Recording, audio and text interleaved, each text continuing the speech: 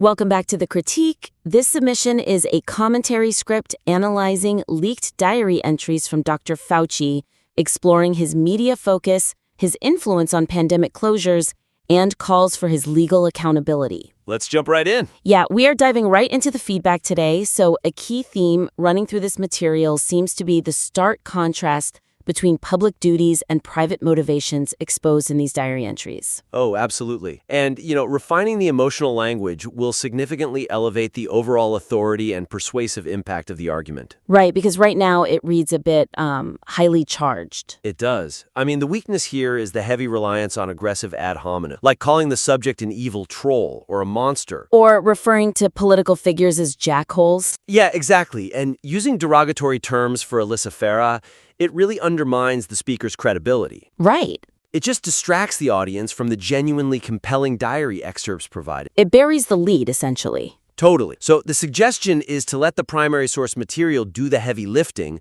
by presenting it with a more grounded, analytical tone that naturally leads the audience to reach their own outraged conclusions without being forced. Right. So let the audience get there on their own. What would be some concrete examples of doing that? Well, instead of verbally attacking Alyssa Farah for emailing about getting Scott Atlas fired, frame her actions objectively. Like laying out the facts of what she actually did. Exactly. Frame it as a calculated political maneuver that exposes internal bureaucratic backstabbing. Oh, that sounds so much more professional. It does. And when discussing the Washington Post front page diary entry, replace the insults with a sharp observation on the subject's intense focus on media validation over public health. That makes a ton of sense. It's a bit like a courtroom trial. If the lawyer spends the whole time screaming at the jury might miss the actual smoking gun evidence. The diary itself is the evidence. I love that analogy. You just have to let the evidence speak for itself. Yeah, and once you establish that kind of courtroom-level authority, you really have to maintain it. Let's look closely at the section discussing the abrupt pivot from political consequences straight into the sponsor read from Chips. Oh, man. Yeah, bridging the intense political commentary with the sponsor read requires a more intentional, thematic pivot to avoid tonal whiplash. Because right now, the weakness is just how jarring it is, right? It is extremely jarring. I mean, the abrupt shift from emotionally demanding jail and discussing destroyed businesses straight into casually eating masa chips with guacamole and Cool Whip. Yeah, it's a lot to process all at once. It really is. It creates a jarring experience. This disrupts the pacing and undercuts the severity of the preceding allegations. So how do we fix a transition like that? The suggestion here is to implement a deliberate rhetorical pause or a thematic bridge to signal the shift from heavy political analysis to lighter sponsor content. Right, just acknowledging the change in tone? Exactly. Maintaining the conversational rapport without trivializing the main topic. Can you give me a concrete example of how to word that? Sure. So before discussing the 3 simple ingredients, like corn, beef tallow, and sea salt, or those hatch chili and churro flavor, Right. insert a transition such as, we're going to keep pushing for transparency on these diary entries, but we need a breather after dealing with all this heavy Washington bureaucracy. Okay, I can see what you're going for here. Let's see how we can strengthen this. But is there a risk that by trying to smooth out this transition too much, we lose the spontaneous, highly casual energy the author clearly wants to convey with their Chip family discussion? I completely get why you'd think that.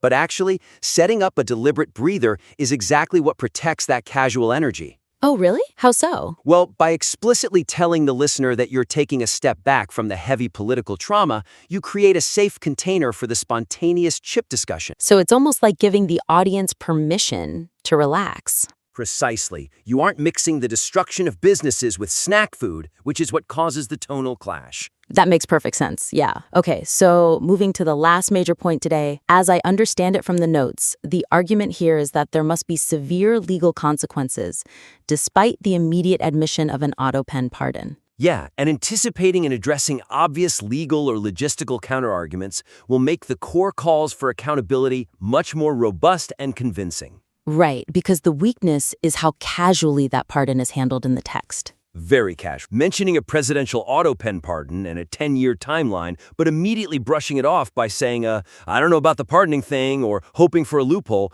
makes the argument sound purely emotionally driven rather than practically viable. Right. It feels like they are just waving away a massive legal roadblock. If a piece demands a legal outcome that it simultaneously admits might be impossible due to a pardon, it risks alienating the segment of the audience that is deeply informed on legal reality. That's clearly laid out.